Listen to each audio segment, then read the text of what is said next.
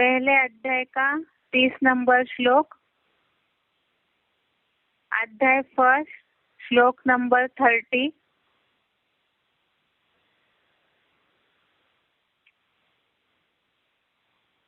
श्लोक पढ़ रहे हैं। गांडीवम संसते हस्ते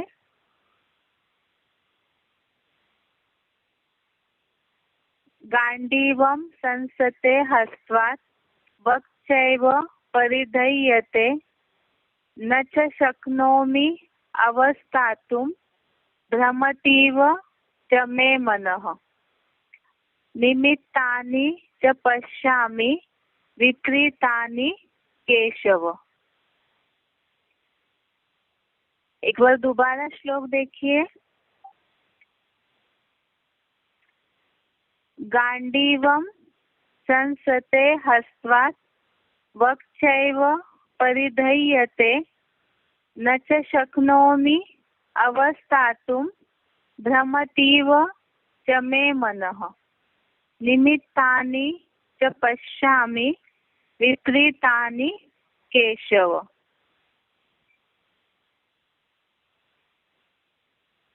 एक बार इसका संधि विच्छेद देखते हैं।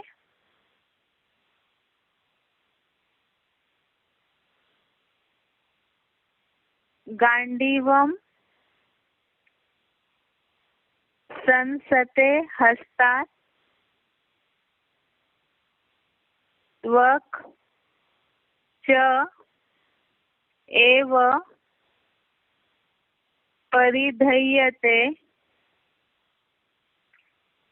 न च शक्नोमि अवस्थातुं भ्रमति इव च मे मनः निमित्तानि च पश्यामि विपरीतानि केशव।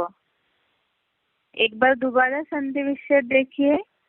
गांडीवम संसृते हस्तात् त्वक् च एव परिधय्यते न च शक्नोमि अवस्थातुं भ्रमति इव च मे मनः निमित्तानि च पश्यामि विपरीतानि केशव।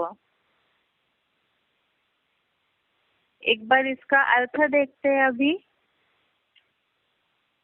पहला शब्द है केशव, अर्थात हे परम ब्रह्मा के भी स्वामी। गांडीवम अर्थात गांडीव धनुष।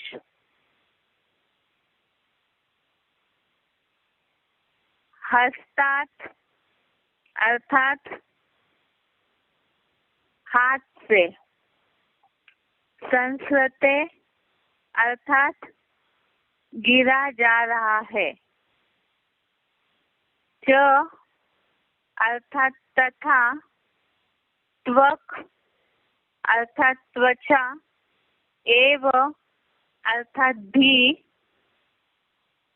परिधय्यते अर्थात सब ओर से दहक रही है। आगे है च अर्थात और, अवस्थातुम अर्थात खड़े रहने में, च अर्थात भी। आगे है न शक्नोमि अर्थात अशक्त हूँ। मैं अर्थात मेरा, मनः अर्थात मन, भ्रमतीव अर्थात चक्रासा रहा है, च अर्थात और, विपरीतानि अर्थात विपरीत, निमित्तानि अर्थात शकुन अपशकुन, पश्यामि अर्थात देख रहा हूँ। एक बार दोबारा देखते हैं इसका संस्कृत शब्दों का अर्थ। केशव अर्थात है परम ब्रह्मा के भी स्वामी, गांडीवम अर्थात गांडीव धनुष, हस्तात् अर्थात हाथ से, संस्कृते अर्थात गिरा जा रहा है, च अर्थात तथा, त्वक अर्थात त्वचा, एव अर्थात भी, परिधय्यते अर्थात सब ओर से दहक रही है, च अर्थात और, अवस्थातुम अर्थात खड़े रहने में, च अर्थात भी, न शक्नोमि अर्थात अशक्त हूँ, मैं अर्थात मेरा, मनः अर्थात मन, भ्रमतीव अर्थात चक्रासा रहा है, च अर्थात और, विपरीतानि अर्थात विपरीत, निमित्तानि अर्थात शकुन अपशकुन, पश्यामि अर्थात देख रहा हूँ। एक बार इसका सिंपल अर्थ देखते हैं पहले। हे परम ब्रह्मा के भी स्वामी, गांडीव धनुष हाथ से गिरा जा रहा है, तथा त्वचा भी, एड़ी सब ओर से दहक रही है, और खड़े रहने में भी अशक्त हूँ। मेरा मन चक्रासा रहा है और विपरीत, शकुन अपशकुन देख रहा हूँ। इसके पहले कल का श्लोक, इसमें यही वर्णन बताया है कि अर्जुन जब युद्ध भूमि में आकर के सारी सेना को देखा, सगे संबंधियों को, पुत्रों को, पौत्रों को, सारे रिश्तेदारों को देखा, तो उनको देखने के बाद दया के कारण उनका जो विनाश सामने खड़ा है उसको सोचने के कारण दुख करते हुए उन्होंने ये 2 श्लोक बोले हैं। एक तो जो कल का श्लोक है उसमें स्थिति बताई कि दैहिक लगाव के कारण सगे संबंधी जो मनमाना व्यवहार कर रहे, मनमाना जो धर्म या अधर्म का जो युद्ध है उसके लिए उत्सुक है, तो उनको देख करके अटैचमेंट के कारण या सगे संबंधियों के मोह के कारण अर्जुन के शरीर पे रोंगटे खड़े हो रहे थे, शरीर कांप रहा था और सब कुछ जैसे शांत हुआ है, मुख सूख रहा है, आत्मबल क्षीण हुआ है। इस तरह से अर्जुन की कल हालत बताई, जो बताया था कि पुरुषार्थी जीवन में जहाँ पर नष्ट मोह की बात आती है तो वहाँ पर जो भी नंबरवार पुरुषार्थी अर्जुन है उनकी इस तरह की स्थिति हो जाती है। जिन सगे संबंधियों के साथ इतने समय तक जीवन बिताया है, तो एक तरफ परमात्मा पार्ट की पहचान और ज्ञान, और दूसरी तरफ जो आसुरी दुनिया से जुड़े हुए अज्ञानी या अंधकार में जो चल रहे सगे संबंधी है उनको छोड़ने की या ज्ञान के आधार से सामना करने की बात आती है, तो नंबरवार अर्जुनों के मन की स्थिति जो होती है उसका वर्णन इन 2 श्लोकों में दिया है। तो इस श्लोक में भी यही बताया है कि अर्जुन का गांडीव धनुष जो है वो हाथ से गिर जा रहा है, अर्थात जो टेंशन में है, निराश स्थिति में है, तो उसके कारण अर्जुन के हाथ में जो गांडीव धनुष है वो हाथ से गिर रहा है।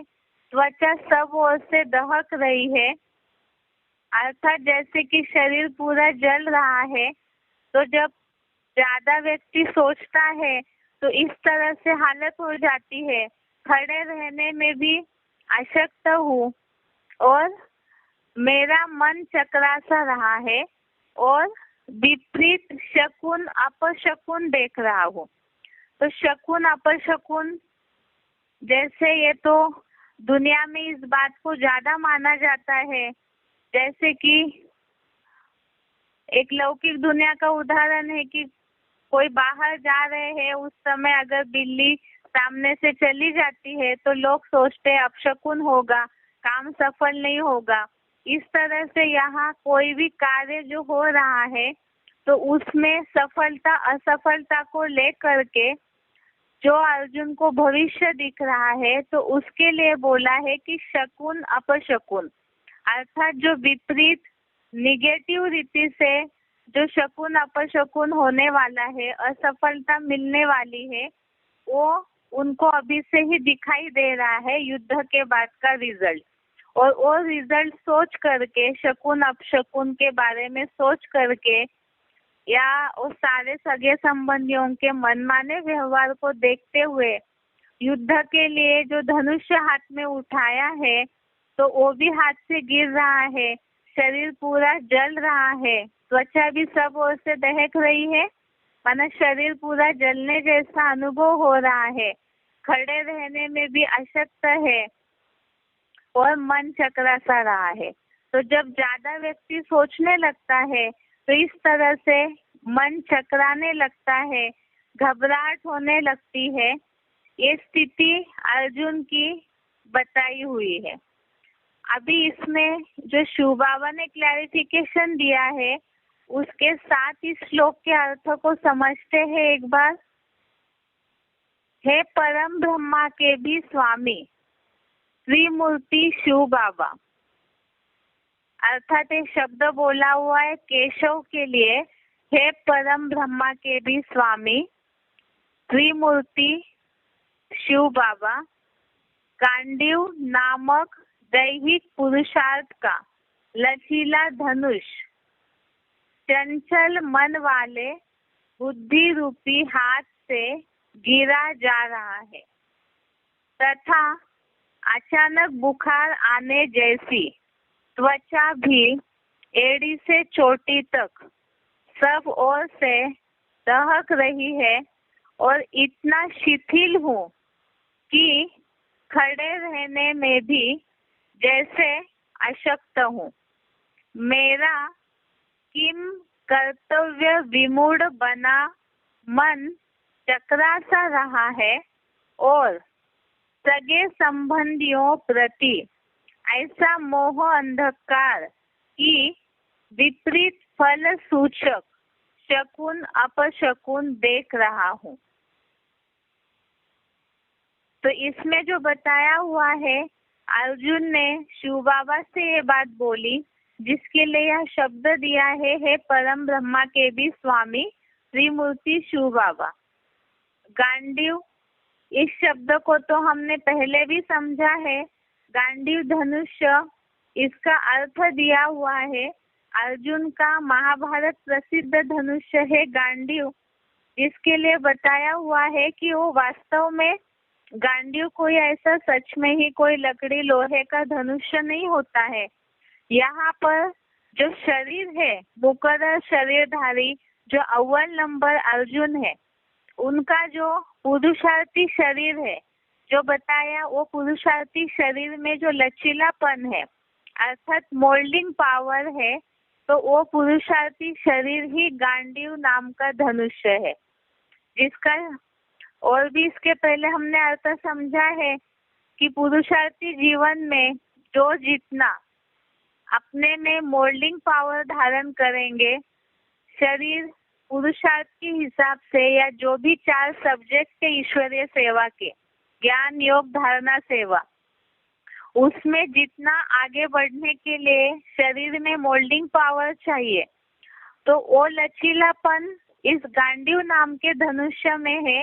अर्थात वो अर्जुन इसीलिए ही अव्वल नंबर में पुरुषार्थ में जाते हैं, क्योंकि शरीर में इतना मोल्डिंग पावर है जो बोला हुआ है कि लगातार वो सेवा में रत रहता है।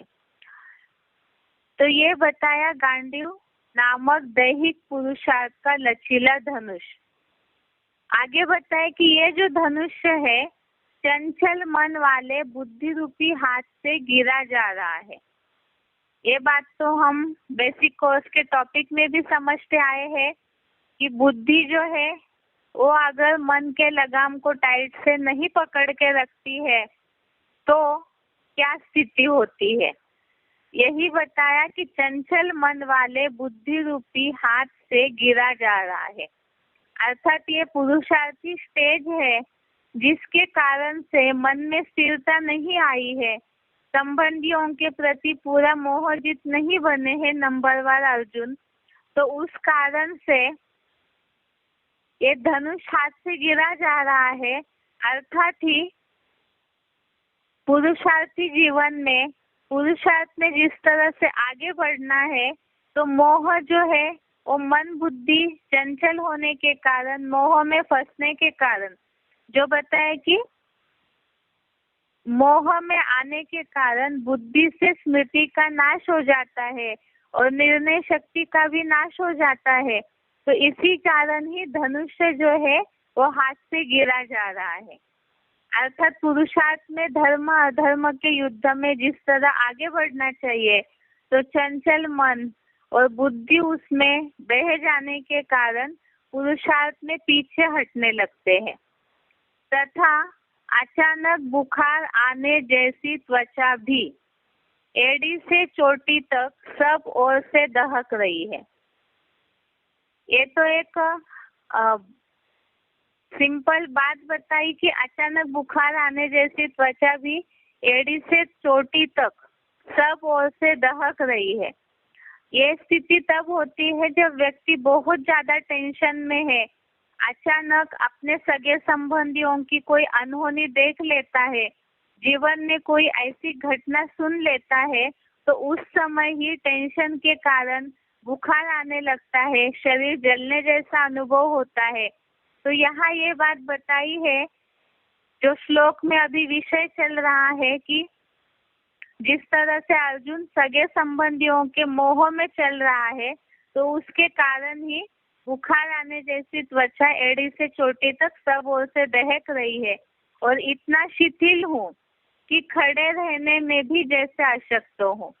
अर्थात जब ज्यादा व्यक्ति सोचने लगता है, मन बुद्धि का स्मृति का नाश हो जाता है, तो अचानक ही बुखार आकर के शरीर जलने जैसा होगा, या तो एकदम ठंडे पड़ जाएंगे हाथ पांव, जैसे लगेगा कि बिल्कुल खड़े नहीं हो पा रहे। जो ऊपर बताया कि शरीर में कंपन आ रहा है, रोंगटे खड़े हो रहे हैं, तो खड़े रहने में भी जैसे अशक्त हूँ। मेरा किम कर्तव्य विमूढ़ बना मन चकरा सा रहा है। तो ये शब्द किम कर्तव्य विमूढ़, ये शब्द हमने भूमिका में भी समझा है कि जब व्यक्ति बहुत सारी बातों में फंसा रहता है, जैसे कलयुग में जहाँ पर ढेर सारा व्यभिचार, ढेर सारे टेंशन्स बने हुए रहते हैं, तो मनुष्य को जीवन में कब क्या निर्णय लेना है, क्या करना चाहिए, क्या नहीं करना चाहिए, इस विषय में ही मनुष्य बुद्धू बन जाता है और जीवन की समस्याओं से लड़ने के बजाय उनसे भागने की कोशिश करता है।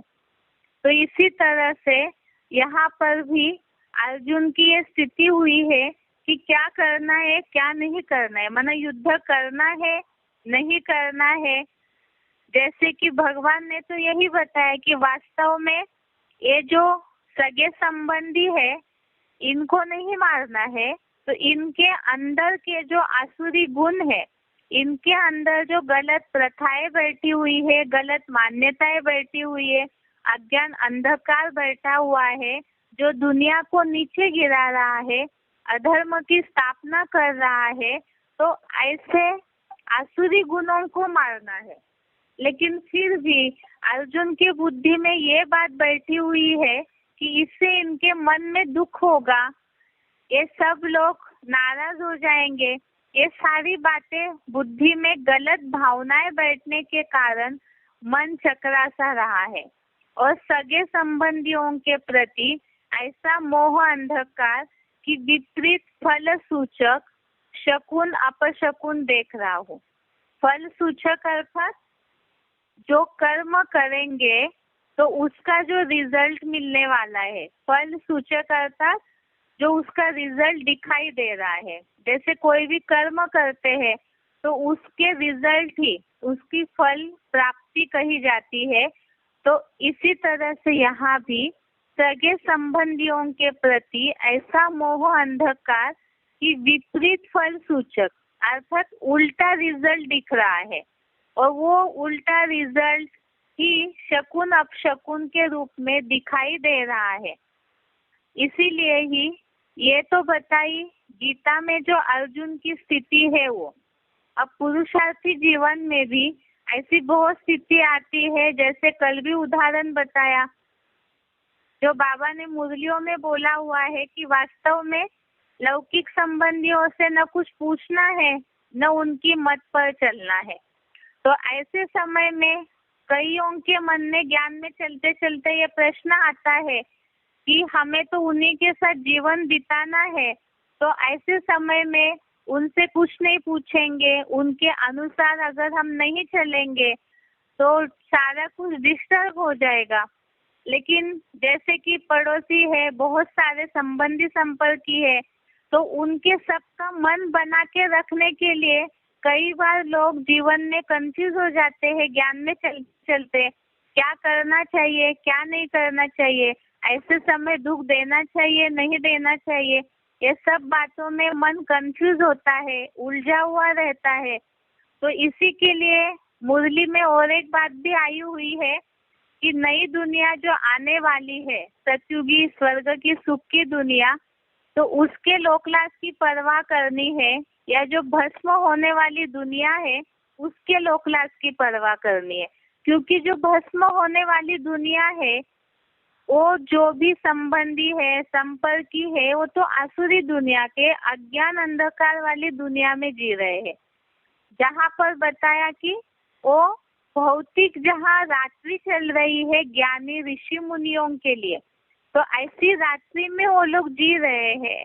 तो ऐसे समय में उनकी उस अज्ञान अंधकार वाली बातों पे अगर चलेंगे तो स्वर्ग स्थापना के कार्य में जो मदद करनी चाहिए शिव बाबा को, वो मदद नहीं कर सकते हैं। और जो भी संबंधी संपर्की अभी अल्पकाल के लिए दुखी हो भी जाए, लेकिन जब भविष्य में शिव बाबा के ज्ञान की पहचान सभी को मिलनी ही है, तो उस समय तो सबके बुद्धि में ये भावना बैठ जाएगी कि जिस समय जिन्होंने जो श्रीमत अनुसार निर्णय लिया है वो सही था। तो ये हो गया एक उदाहरण कि ज्ञान में चलने वालों के आगे इस तरह की उलझने बहुत सी आती है, क्योंकि सब पुरुषार्थी जीवन में नंबरवार अर्जुन है। और ऐसे समय में किसी को दुख देने की या कोई बात श्रीमत अनुसार करते समय उसमें दृढ़ता पूर्वक रहने की जहाँ भी बात आती है, तो उस समय सबकी ये हालत होती है जो बताया कि त्वचा सब ओर से दहक रही है, खड़े रहने में भी अशक्त हूँ। बहुत सारे ऐसे मुरलियों में श्रीमत दिए हुए हैं, प्रॉपर्टी बनाने से लेके बहुत सारे। तो ये जो धर्म और अधर्म का युद्ध है, सत्य असत्य का युद्ध है, इसी तरह से बेसिक से भी जब एडवांस में आते हैं तो उस जंजीर में भी जो फंसे हुए हैं, वहाँ जो ब्राह्मण दुनिया से स्नेह जुड़ा हुआ रहता है, तो उस समय भी बहुत से लोग उसे छोड़ नहीं पाते हैं, क्योंकि बुद्धि में रहता है कि जिन्होंने हमें इतना स्नेह दिया है तो उन्हें हम छोड़ेंगे तो उनको दुख लगेगा। अर्थात महत्व तो वास्तव में शिव बाबा को देना है, जिसके लिए बाबा मुरलियों में ये बात बोलते हैं कि कोई मम्मा के मुरीद, कोई ब्रह्मा के मुरीद, कोई ब्राह्मण ब्राह्मणियों के मुरीद हो जाते हैं और शिव बाबा को कोई पूछता ही नहीं। तो इसी तरह से यहाँ पर भी ये हालत बताई हुई है कि जहाँ पर धर्म अधर्म, सत्य असत्य के युद्ध की बात आती है और साथ में ये धर्म का जो युद्ध है ही बाप की प्रत्यक्षता के लिए, जहाँ सारी दुनिया में ढेरों प्रकार के अज्ञान अंधकार फैले हुए हैं। जैसे उदाहरण के लिए बताया है भीष्म पितामह के द्वारा फैला हुआ सर्वव्यापी का अज्ञान अंधकार, ऐसे बहुत सारे अंधकार फैले हुए हैं।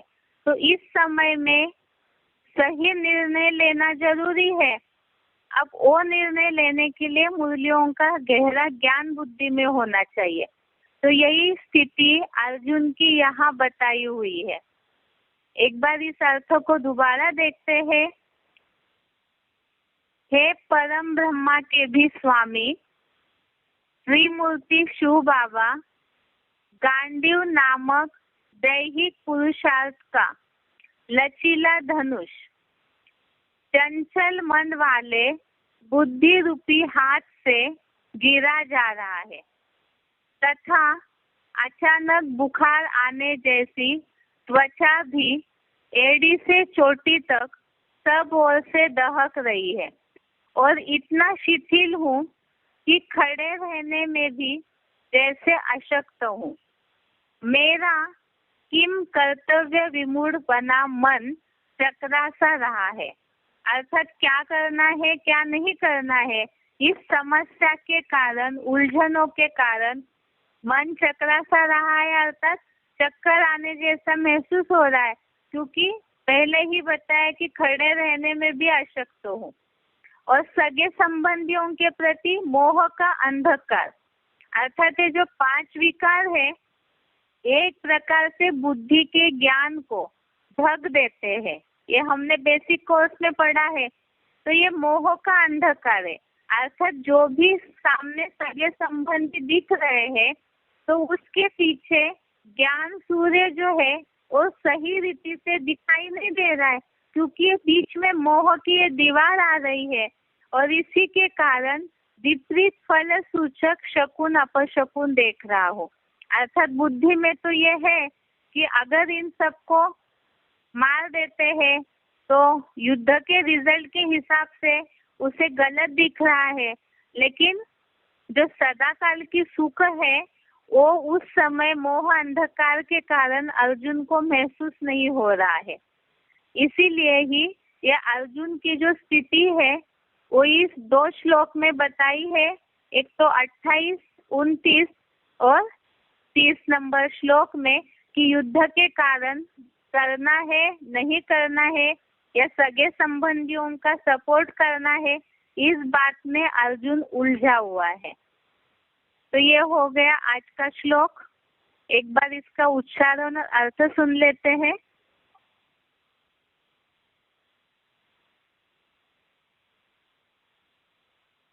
गाण्डीवं स्रंसते हस्ता वक्चैव परिजह्यते न च शक्नोम्यवस्थातुं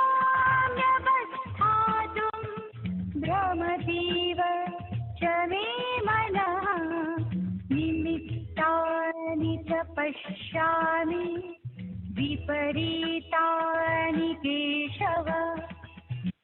हे परम ब्रह्मा के भी स्वामी त्रिमूर्ति शिव बाबा, गांडीव नामक दैहिक पुरुषार्थ का लचीला धनुष चंचल मन और बुद्धि रूपी हाथ से गिरा जा रहा है तथा अचानक बुखार आने जैसी त्वचा भी एड़ी से चोटी तक सब ओर से दहक रही है और इतना शिथिल हूँ कि खड़े रहने में भी जैसे अशक्त हूँ। मेरा किंकर्तव्य विमूढ़ बना मन चकरा सा रहा है और सगे संबंधियों प्रति ऐसा मोहांधकार कि विपरीत फल सूचक शकुन अपशकुन देख रहा हूँ। गाण्डीवं स्रंसते हस्ता वक्चैव परिजह्यते न च शक्नोम्यवस्थातुं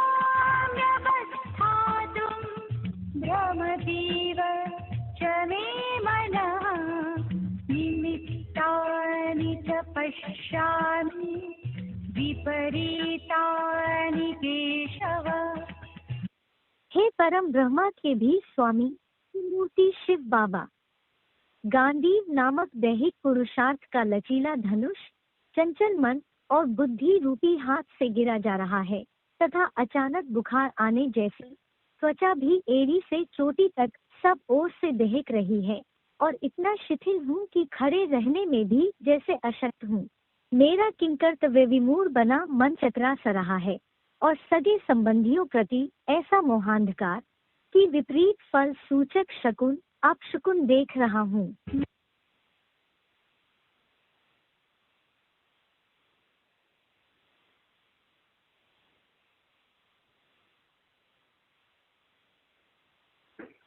ये आज का श्लोक हो गया। अभी एक बार बेसिक कोर्स का टॉपिक जो बुद्धि का चल रहा था।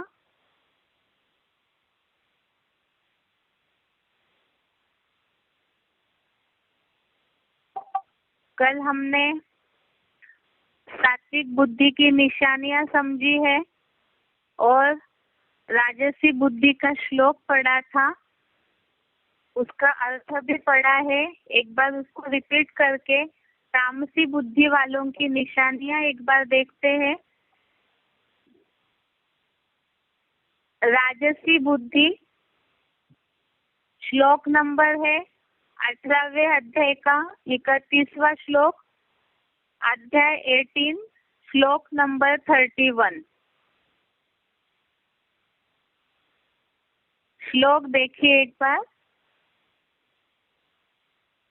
यया धर्मम अधर्मम च कार्यम च अकार्यम एव च अयथावत प्रजानाति बुद्धि सा पार्थ राजसी।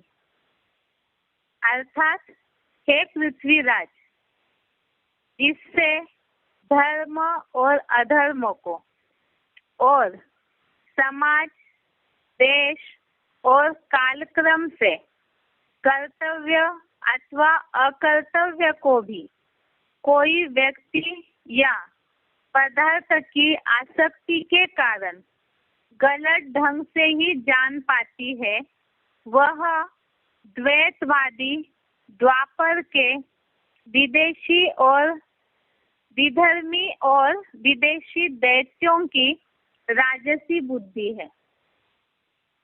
ये बात हम शुरू से बुद्धि के टॉपिक में समझते आए हैं कि जैसे देहभान के कारण बुद्धि पे मैल चढ़ने लगता है, अज्ञानता का मैल, गलत कर्मों का मैल चढ़ने लगता है, वैसे ही बुद्धि की निर्णय शक्ति, परखने की शक्ति कम होने लगती है।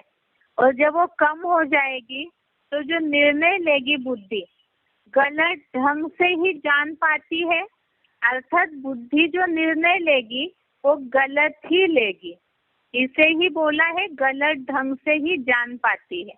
तो वो गलत ढंग से जान पाती है, उसका कारण भी नीचे बताया कि किस कारण से वो राजसी बुद्धि हो जाती है। तो द्वैतवादी द्वापर के, द्वैतवादी अर्थात जिसके लिए मुरलियों में बाबा बोलते हैं द्वैतपना आ जाता है, दो पुर, दो मत, दो राज्य शुरू होने लगते हैं, दो भाषाएं शुरू होने लगती है, दो पंथ, दो सब कुछ दो दो बढ़ जाता है। अर्थात द्वापर युग से सनातन धर्म की धारणा को हट करके अलग विदेशी विधर्मी धर्मों की स्थापना होने लगती है और इसे ही दैत्यपना माना आसुरीपना बोला हुआ है। और आसुर जो है वो किसी भी हालत में, वो तो है ही नहीं, अव्यभिचारीपना उनमें न होने के कारण वो हर बात का गलत निर्णय लेंगे।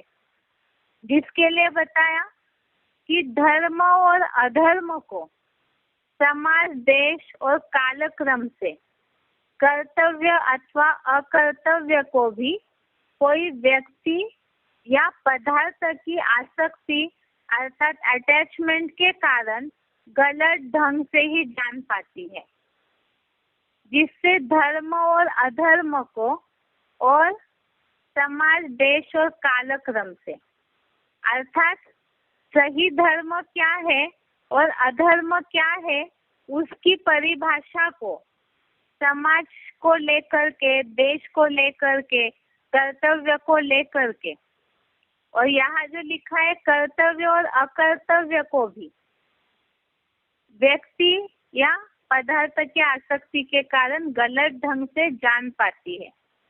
अब इसमें समझना है कि समाज, देश और कालक्रम से किस तरह से वो गलत ढंग से जानते हैं।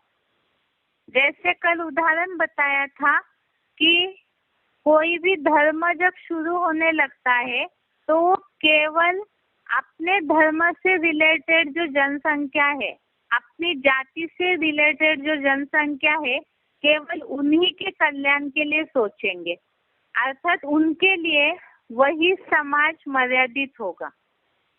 तो होना तो ऐसे चाहिए कि वास्तव में जो सनातन धर्म वाले हैं वो सारी वसुधा को ही अपना कुटुंब मानते हैं, लेकिन और धर्म जहाँ स्थापन होने लगते हैं तो धर्म के नाम पर वास्तव में अधर्म है, अर्थात जहाँ सही धारणा शक्ति नहीं है, और वो धारणा शक्ति न होने के कारण वो मर्यादित क्षेत्र में, मर्यादित भावनाओं में बंध जाते हैं।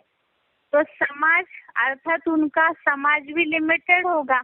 जैसे अलग अलग धर्म स्थापित हुए तो उन्होंने उसी को अपना समाज मान लिया, और बाकी अगर कोई उनके धर्म से, उनके जाति से कोई अलग है तो उसके कल्याण के लिए वो नहीं सोचेंगे, और उससे जुड़ा हुआ, समाज से जुड़ा हुआ, देश से जुड़ा हुआ और कालक्रम अर्थात समय से जुड़ा हुआ जो भी कर्तव्य और अकर्तव्य है, अर्थात क्या उसके प्रति उनकी जिम्मेवारियां है और क्या जिम्मेवारी नहीं है, इसे वो समझ नहीं पाएंगे।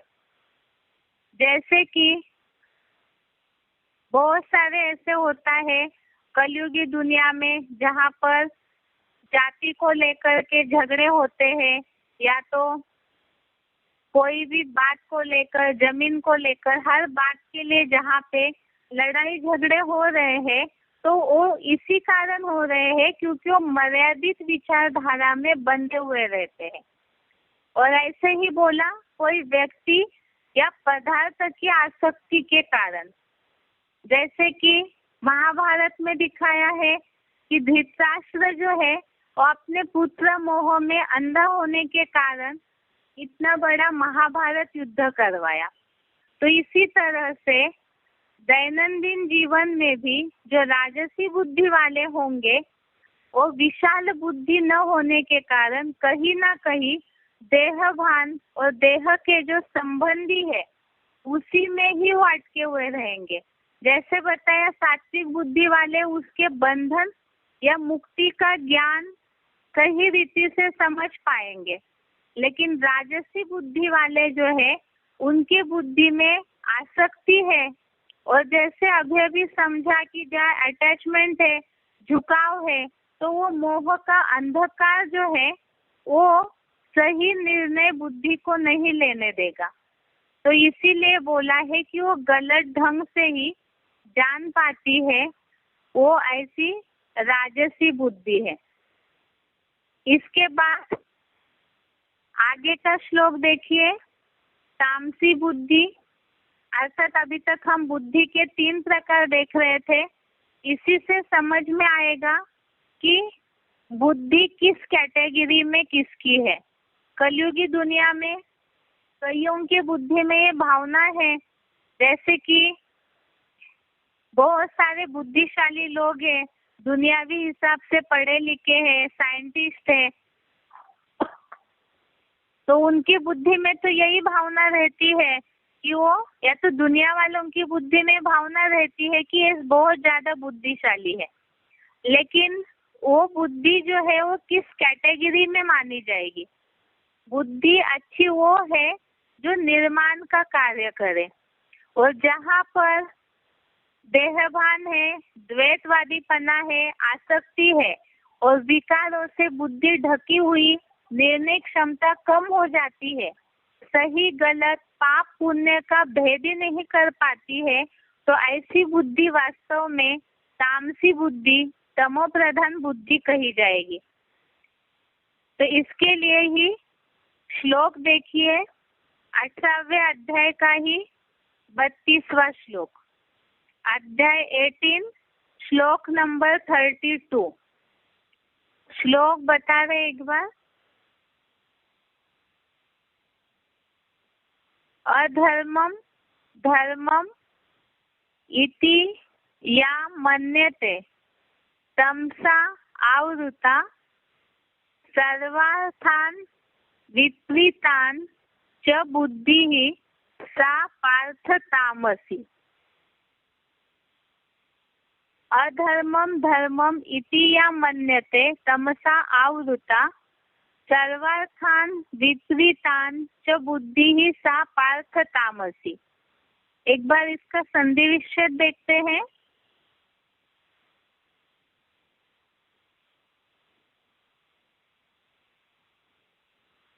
पार्थ अर्थात हे पृथ्वीराज, तमसावृता अर्थात तमोगुण से ढकी हुई, या अर्थात जो अधर्मम अर्थात धर्म को, धर्मम अर्थात धर्म, च अर्थात और, सर्वार्थान अर्थात सारे, विपरीतान अर्थात विपरीत रूप से, मन्यते अर्थात मानती है, सा अर्थात वह, तामसी अर्थात तमोगुनी, बुद्धि ही अर्थात बुद्धि है। एक बार दोबारा देखिए इसका अर्थ। हे पृथ्वीराज, तमोगुण से ढकी हुई जो अधर्म को और धर्म और सारे विपरीत रूप से मानती है, वह तमोगुणी बुद्धि है।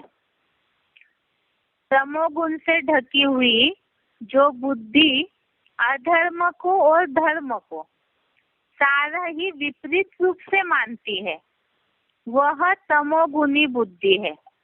अर्थात कलयुग में सृष्टि चक्र के चित्र में देखा होगा, कलयुग में पूरा ही अंधकार दिखाया जाता है। अर्थात कलयुग में जहाँ तमोगुण से बुद्धि ढक जाती है तामसीपने से, तो उसके कारण, अज्ञान अंधकार के कारण धर्म और अधर्म को गलत रूप से ही जानते हैं, जिसके लिए मुरलियों में बाबा बोलते हैं कि कोई कोई ऐसे धर्म वाले हैं जिनका धर्म के पीछे बहुत पागलपन रहता है। अर्थात अपने धर्म के पीछे वो इतने पागल रहते हैं कि उसके पीछे कितनी भी हिंसा करने के लिए भी आतुर रह जाते हैं। तो ऐसे विपरीत रूप से धर्म को मानने वाले वो तमोगुणी बुद्धि वाले कहे गए हैं। अभी इसका क्लैरिफिकेशन सहित अर्थ समझते हैं। हे पृथ्वीराज, पापमय कलियुगी तमोगुण से ढकी हुई जो बुद्धि विदेशी विधर्मियों के अधर्म को अति देहाहंकार के कारण धर्म और सारे विश्व कल्याणकारी अर्थों को विपरीत रूप से मानती है, वह सदा अनाचार व्यभिचार के दोष से भरपूर सबके लिए दुखदायी तमोगुणी बुद्धि है। पापमय कलयुगी तमोगुण से ढकी हुई जो बुद्धि, अर्थात कलयुग में पापाचार बढ़ता है। पापमय अर्थात ये सृष्टि पूरी पाप में लीन हो जाती है कलयुग में, क्योंकि कलयुग का अर्थ हमने कोर्स में समझा है। कलयुग अर्थात कलह क्लेश का युग, जहाँ हमेशा ही कलह अर्थात टकराहट, झंझट, झगड़े, लड़ाई होते रहती है, वो है पापमय कलह युग। और ऐसे पापाचार में जहाँ कलह क्लेश इकट्ठा हुआ है तो उसके कारण, उस तमोगुण की प्रधानता के कारण बुद्धि का ज्ञान जो है वो ढक जाता है। उसके कारण विदेशी विधर्मियों के अधर्म को अति देहाहंकार के कारण धर्म और सारे विश्व कल्याणकारी अर्थों को, विदेशी विधर्मियों के अधर्म को, अर्थात जिसे वो लेफ्टिस्ट या राइटिस्ट साइड वाले सूर्यवंश चंद्रवंश को छोड़कर इस्लामी से लेकर के जितने भी धर्म है वो धर्म तो समझ रहे उसे, लेकिन वास्तव में वो अधर्म है जहाँ धारणाएं नहीं है। धर्म का अर्थ बताया धारणा है, और धारणा में शक्ति होनी चाहिए, और ऐसी शक्ति हो जो निर्माण का कार्य करे, जहाँ पे अलगाववाद न हो। और विदेशी विधर्मी जो है उनके धर्म में वो शक्ति नहीं है, वो तो अलगाववाद पैदा करते हैं। इसीलिए अधर्म को अति देह अहंकार के कारण, अर्थात देह भान बढ़ जाता है, देह का अहंकार बढ़ जाता है। क्यों?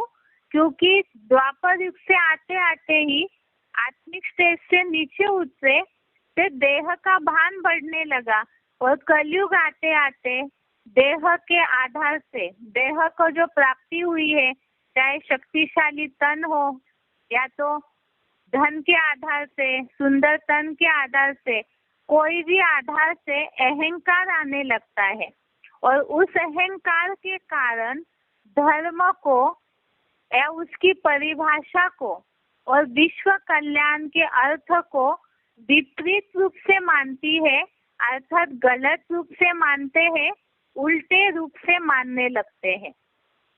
वह सदा अनाचार, अर्थात जहाँ पे सही आचरण नहीं हो रहा है तो वो अनाचार, व्यभिचार के दोष से भरपूर, सबके लिए दुखदायी तमोगुनी बुद्धि है।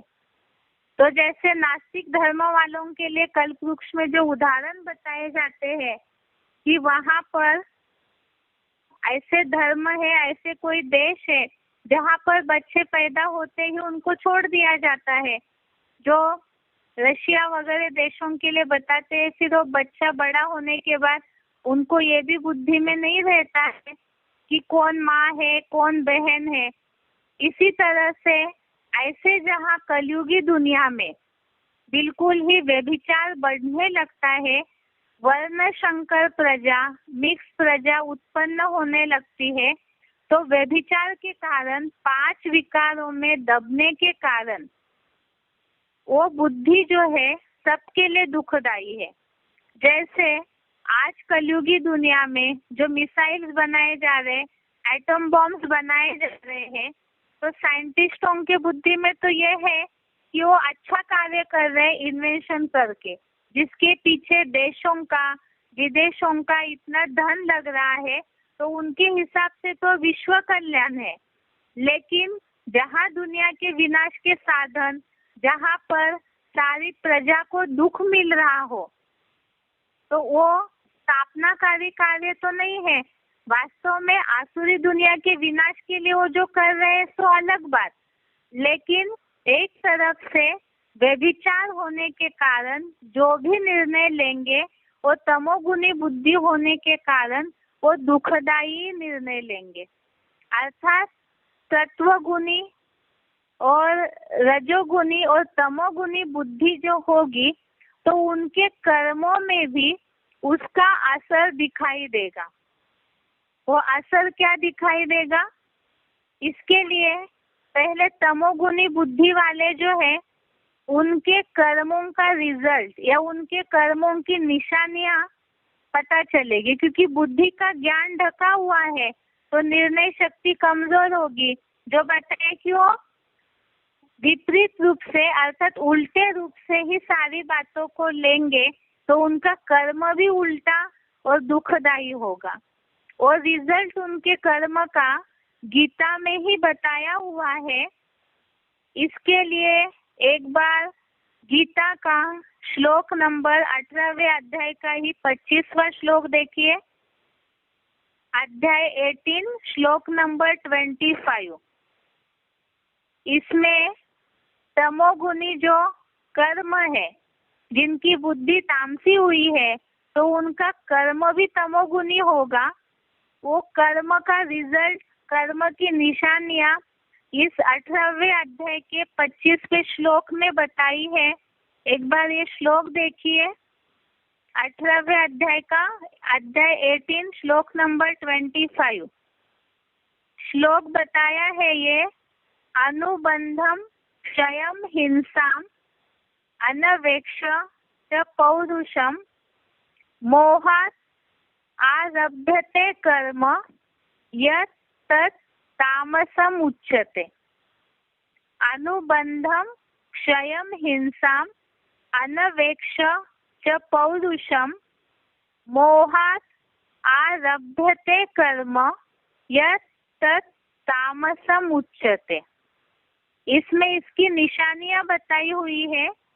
एटॉमिक महाविनाश जैसे कर्म से होने वाले परिणाम, हिंसा, हानि और अपनी सामर्थ्य को न देखकर मूर्खता से मोहपूर्वक जो भी अदूरदृष्टि से सांसारिक कर्म आरंभ किया जाता है, वह कल्पांतकालीन कलयुगांत का सबका असहनीय दुखदायी तामसी कर्म कहा जाता है। अर्थात तामसी कर्म क्या है? तामसी बुद्धि वाले तामसी कर्म करेंगे, तो इसी से इसकी निशानी समझ में आएगी कि ऐसा कर्म जिसका परिणाम हिंसा, हानि, माना तमो प्रधान कर्म जो होगा उसका परिणाम, उसका रिजल्ट हिंसा और उसके साथ साथ हानि माना नुकसान, ये दो होगा। उसके साथ अपने सामर्थ्य को न देखकर मूर्खता से मोहपूर्वक अदूरदृष्टि से, अदूरदृष्टि अर्थात दूरदृष्टि माना भविष्य रिजल्ट को देखना कि भविष्य में हम अभी जो वर्तमान में कर्म कर रहे हैं उसका भविष्य रिजल्ट क्या होगा। तो जो विनाशकारी लोग होंगे, तमो प्रधान बुद्धि वाले होंगे, तो वो दूरदृष्टि भविष्य रिजल्ट को देख के कर्म नहीं करेंगे। इसके लिए बताया, सामर्थ्य को न देखकर मूर्खता से मोहपूर्वक जो भी अदूरदृष्टि से सांसारिक कर्म आरंभ किया जाता है, वह कल्पांतकालीन कलयुगांत का सबका असहनीय दुखदायी तामसी कर्म कहा जाता है। अर्थात ये जो भी विनाश के साधन बनाए जा रहे हैं, वो तो अपने बुद्धि के अहंकार के कारण बना रहे, लेकिन उनको अपने सामर्थ्य का पूरा ज्ञान नहीं है, ना ही भविष्य रिजल्ट का ज्ञान है, और ऐसा सांसारिक कर्म किया जाता है। तो ये तो बहुत बड़े रूप की बात हो गई। लेकिन अपना जो दैनंदिन व्यवहार है, लौकिक कर्म है, तो उसमें भी ये देखना है, तमोप्रधान बुद्धि वाले जो होंगे वो रिजल्ट की चिंता न करते हुए कर्म करेंगे, या अपनी कैपेसिटी, अपनी क्षमता को न देख कर के कर्म करेंगे, या तो बताया व्यभिचार के दोष से भरपूर होकर देह भान में आकर के कर्म करेंगे, तो वो सारे ही तमो प्रधान बुद्धि वाले कर्म कहे जाते हैं। जैसे कि कलयुगी दुनिया के जो भी नेताएं हैं, जिसके लिए बोला जाता है कि दुर्योधन दुशासन की तरह दुष्ट युद्ध करने वाले, दुष्ट शासन करने वाले हैं, तो उसके चलते वो जो भी वास्तव में जो धन मिलता है वो प्रजा के कल्याण के लिए मिलता है गवर्नमेंट से, लेकिन उसे अपने तक ही सीमित रख करके कल्याण करना